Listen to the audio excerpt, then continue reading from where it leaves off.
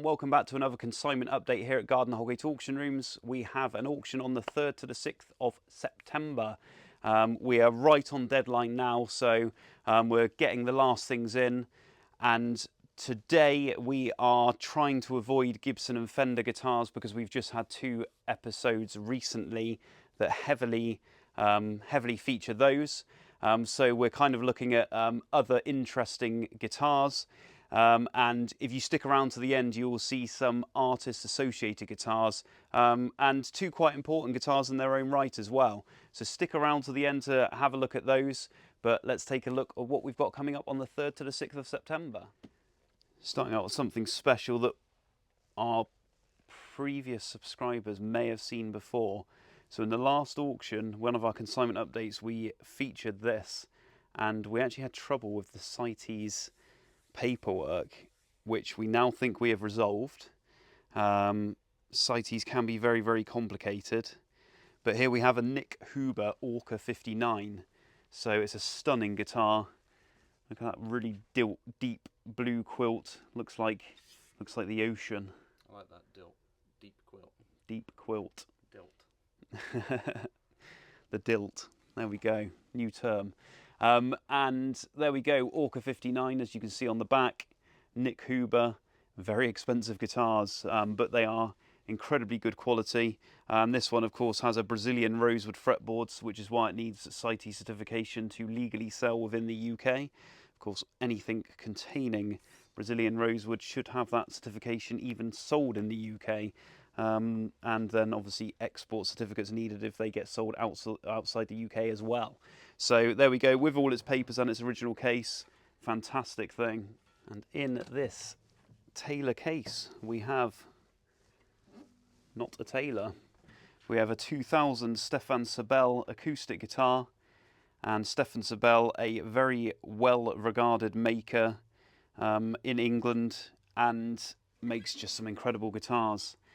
Huge waiting list for guitars from Stefan Sobell. This is the Model 1, so Indian rosewood back and sides, but this is in fantastic condition. There is a small ding on the top, but otherwise incredible condition. Very well regarded acoustic guitars, and a great opportunity to acquire one because they really don't come up that often. We do have another Sobell guitar in this sale, but it is an arch-topped acoustic, which aren't as popular as the flatter tops.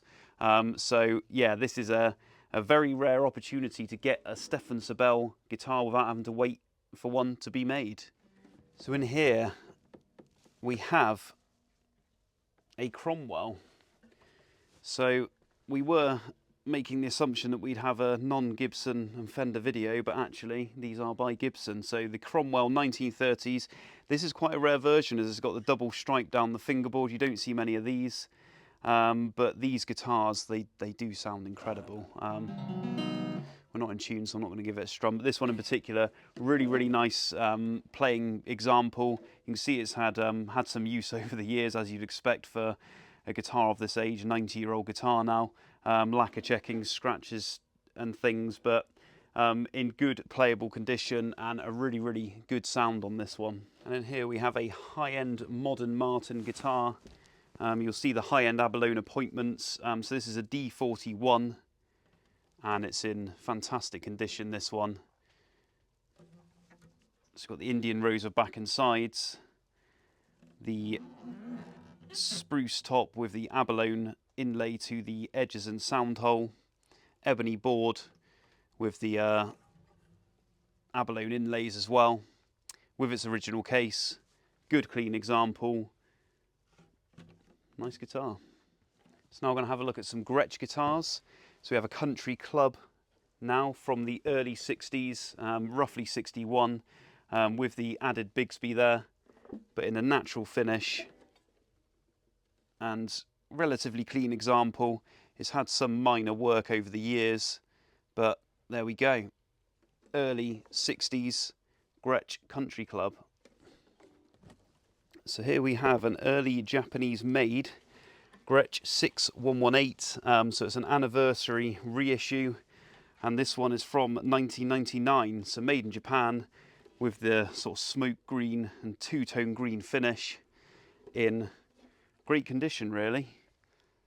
hardly played by the vendor by his own admission. Some tarnishing to the pickup covers, but otherwise very good with the case and all the papers. And here we have another nice modern Gretsch guitar. Again, Japanese made from 2020, and this is the 6128 model, the jet in the cream finish.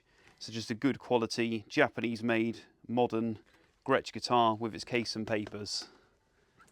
So this is a very rare bird indeed. This is a Burns split sound bass. So it's a 6-string bass from Burns.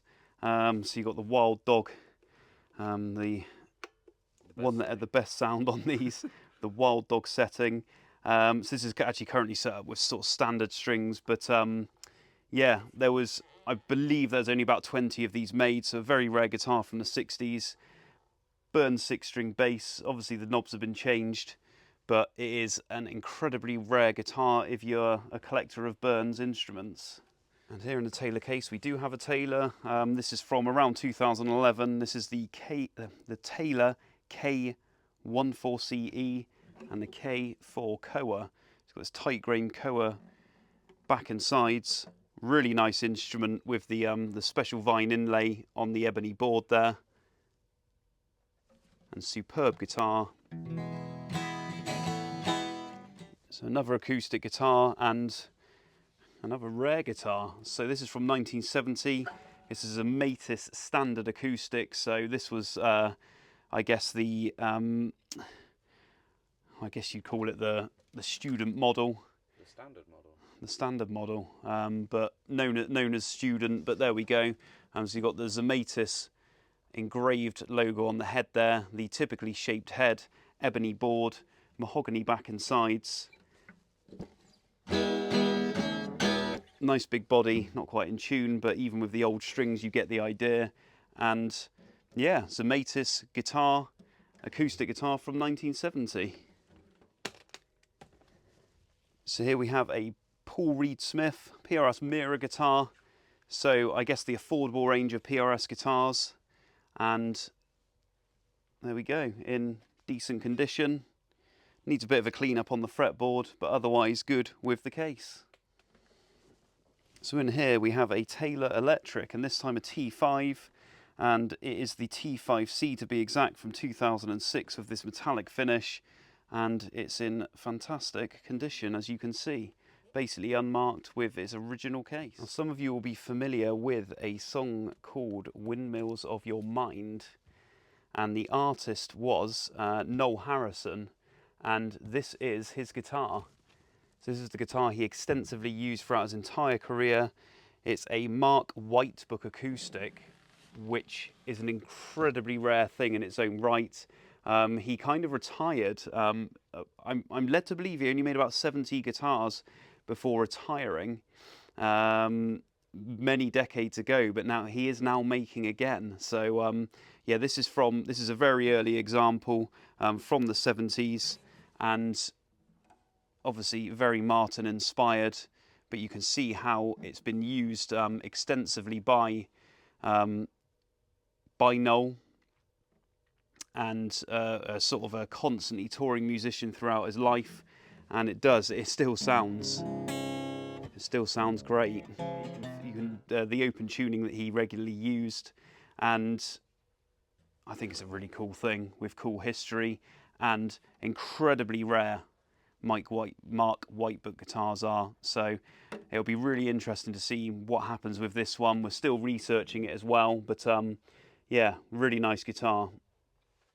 So for those of you who own the Ferrington Guitars book, another rare run of guitars, not many made, but this incredible book of all of Danny Ferrington's guitars. You may be familiar on page 44 and 45 with this Explorer-shaped acoustic guitar. There it is, made in 1980, and as you can see, made for Nick Lowe. There we go. And I will just put the book to one side, and in this case I will reveal